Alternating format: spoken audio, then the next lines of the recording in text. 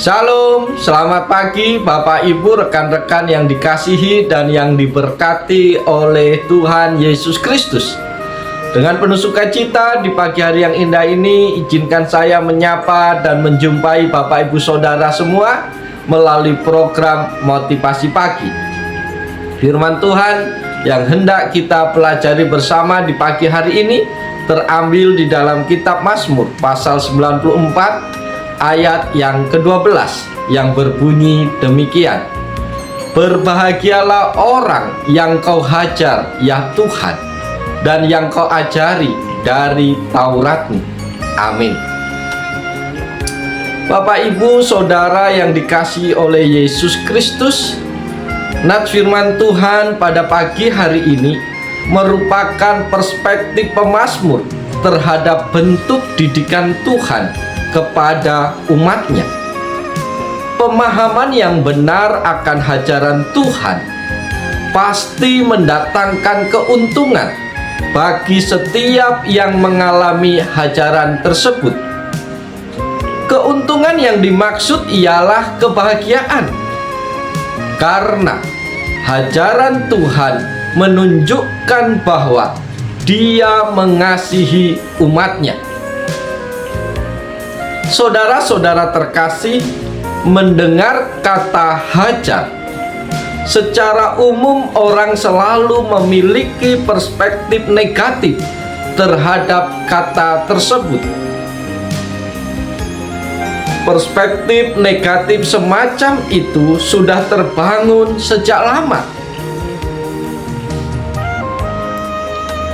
Itu sebabnya sulit terhapus dari harddisk atau memori batin kita. Namun dari pernyataan pemazmur di atas, kita mengetahui bahwa tidak semua hajaran itu negatif. Dalam perspektif manusia, menghajar menunjuk kepada kondisi ketika kesabaran sudah habis. Klimaks sebuah kejengkelan, meledaknya sebuah kemarahan yang disertai rasa benci dan dendam. Itulah hajaran dalam konsep dan praktek hidup manusia. Bapak Ibu Saudara yang dikasihi dan yang diberkati oleh Tuhan Yesus Kristus, pada pagi hari ini kita akan melihat perspektif yang berbeda. Hajaran yang dilakukan oleh Tuhan sangat jauh berbeda, seperti sejauh timur dari barat, dan dari setingginya langit dari bumi perbedaannya. Ketika Tuhan menghajar umatnya, hajaran itu memiliki maksud baik. Hajaran Tuhan itu bersifat mendidik. Rasul Paulus menuliskan demikian, kalau kita menerima hukuman dari Tuhan, kita dididik supaya kita tidak akan dihukum bersama-sama dengan dunia. 1 Korintus 11 ayat 32. Tuhan tidak pernah menyerah dan berhenti menghajar kita sampai rencananya tergenapi di dalam hidup kita. Oleh karena itu, janganlah anggap enteng didikan Tuhan, dan janganlah putus asa apabila engkau diperingatkannya. Ibrani 12 ayat yang kelima. Bapak Ibu Saudara yang dikasihi oleh Yesus Kristus, pertanyaan kita pada pagi hari ini adalah, mengapa Tuhan perlu menghajar umatnya? Lewat bagian firman Tuhan ini, kita belajar alasan mendasar mengapa Tuhan menghajar umatnya. Alasan yang pertama adalah mengapa Tuhan menghajar umatnya adalah agar terjadi pertobatan sejati. Para sahabat motivasi pagi yang diberkatin Tuhan, ada kalanya kita menyimpang dan menjauhi Tuhan dan kehendaknya dalam hidup kita. Acap kali kita mengikuti keinginan daging dan jalan dunia ini, sehingga kita semakin terseret ke dalam lembah yang kelam. Itu sebabnya Tuhan perlu menghajar kita supaya kita mengalami pertobatan sejati. Hal ini sejalan dengan pernyataan Daud, "Sebelum aku ditindas, aku menyimpang, tetapi sekarang aku berpegang pada janji-Mu, bahwa aku tertindas itu baik bagiku, lebih baik daripada ribuan keping emas dan perak." Mazmur 119 ayat 67, ayat 71 sampai 72. Saudara-saudara yang dikasihi Tuhan, melalui hajaran Tuhan dalam bentuk masalah, dalam bentuk penderitaan, kita pada akhirnya menyadari akan kesalahan yang telah kita perbuat dan takut untuk berbuat dosa lagi. Seperti yang dirasakan oleh anak bungsu dalam perumpamaan anak yang hilang di dalam Lukas 15. Karakternya berubah setelah mengalami penderitaan. Akhirnya ia bertekad kembali kepada bapaknya. Lukas menulis kisah itu demikian, "Aku akan bangkit dan pergi kepada bapakku, dan berkata kepadanya, Bapa, aku telah berdosa terhadap sorga dan terhadap Bapa. Aku tidak layak lagi disebut anak Bapa. Jadikanlah aku sebagai salah seorang upahan Bapa." Itu alasan yang pertama mengapa Tuhan menghajar umatnya. Alasan yang kedua mengapa Tuhan perlu menghajar umatnya adalah agar terjadi pendewasaan iman. Saudara-saudara terkasih, Amsal 3 ayat 11 berkata, "Hai anakku, janganlah engkau menolak didikan Tuhan, dan janganlah engkau bosan akan peringatannya." Tuhan menghendaki supaya kita mengalami pertumbuhan rohani dan kedewasaan iman.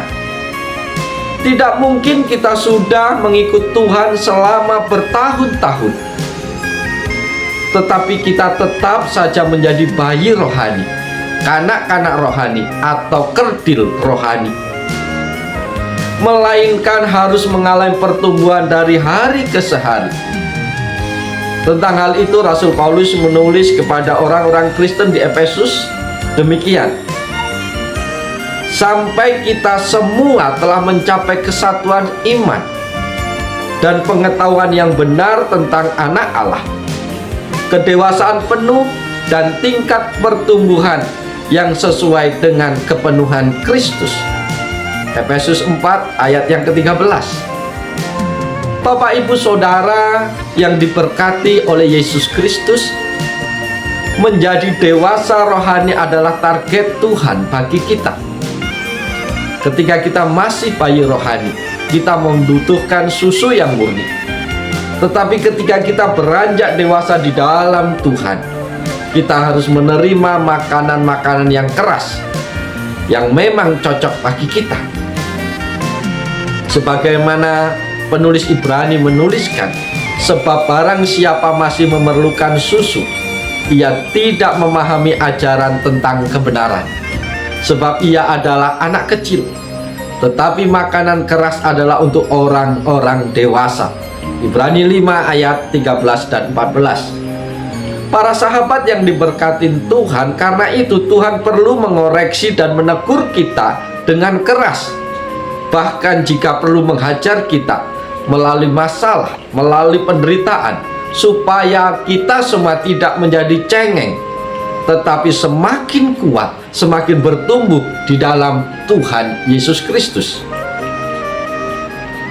Bapak Ibu yang dikasihi Tuhan, itulah fakta yang seringkali kita lupakan sebagai umat Tuhan, sehingga kita diperhadapkan dengan masalah, penderitaan atau kesesakan, dan kita mudah kecewa, mudah mengeluh, mudah bersungut-sungut dan putus asa.